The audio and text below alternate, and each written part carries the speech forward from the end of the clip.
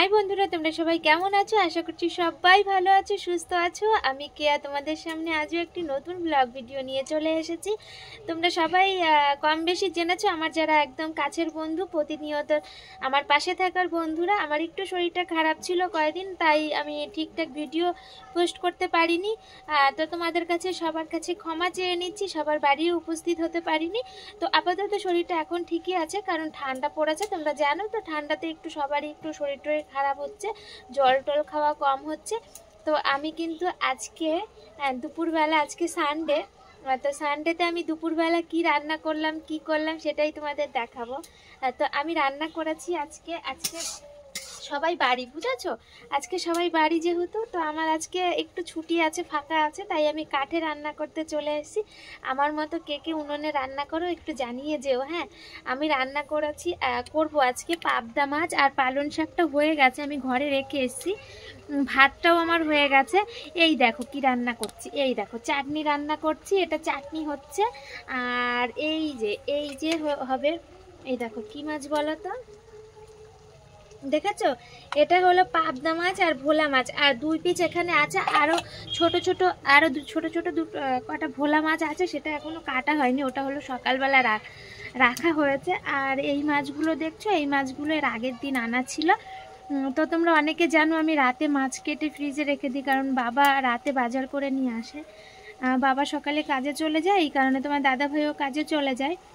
তো সেইভাবে সকালবেলা হয় না বাজার করা, যেদিন বাড়ি থাকে সেদিনই বাজার করা হয়। আর বাবা কাজ থেকে আসার পথে বাজার করে নিয়ে তারপরে বাড়িতে আসে, মাছ সবজি সমস্তটা যখন যেটা প্রয়োজন হয়।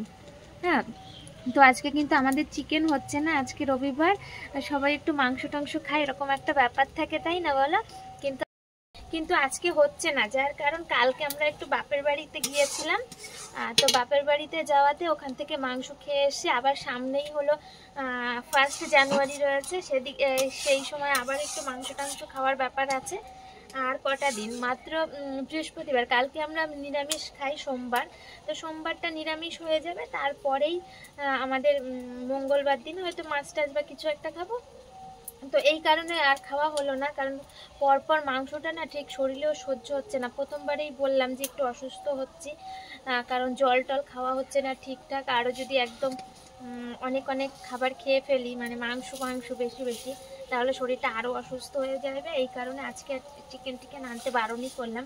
আমরা একটু চিকেন বেশিই খাই। দেখো চিনি দিয়ে দিলাম, চাটনিতে চিনি, আমরা মিষ্টি চাটনি খাবো আজকে, টমেটোর।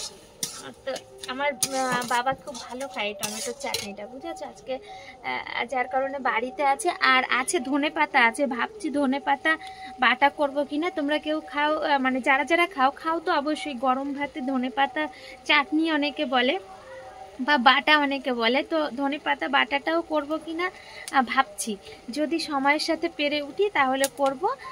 তো সবাইকে অনেক অনেক ভালোবাসা আমার সাথে থাকার জন্য, আমার পাশে থাকার জন্য। এবং কিছু প্রিয় প্রিয় দাদা ভাই, কিছু প্রিয় প্রিয় দিদি ভাই আছে, যারা আমার একদম বোনেরা আছে, একদম আমার সঙ্গে থাকছে সব সময়ের জন্যে। আমার অসুস্থতা বা আমার সুস্থতা বা আমার ভালো থাকা, খারাপ থাকা, সমস্তটাই আমি যেতে পারি না পারলেও আমার বাড়িতে চলে আসে। আমি রোজ রাতে অনুষ্ঠান করি। সত্যি সত্যি খুব ভালো লেগেছে, বিশেষ করে কালকের দিনটা এতটা ভালো লেগেছে যে আমার সাথে সবাই যুক্ত ছিল। অসংখ্য অসংখ্য ধন্যবাদ তোমাদের সবাইকে। সবাই এভাবে ভালো থাকবা, সুস্থ থাকবা, সবার সাথে থাকবা, এভাবেই আমরা একে অপরের সাথে এগিয়ে যাব। অনেক অনেক ভালোবাসা আমার সাথে থাকার জন্য, এত সময় ভিডিওটা ওয়াচ করার জন্য। তোমাদের সবাইকে জানাই শুভ দুপুরের অনেক শুভেচ্ছা।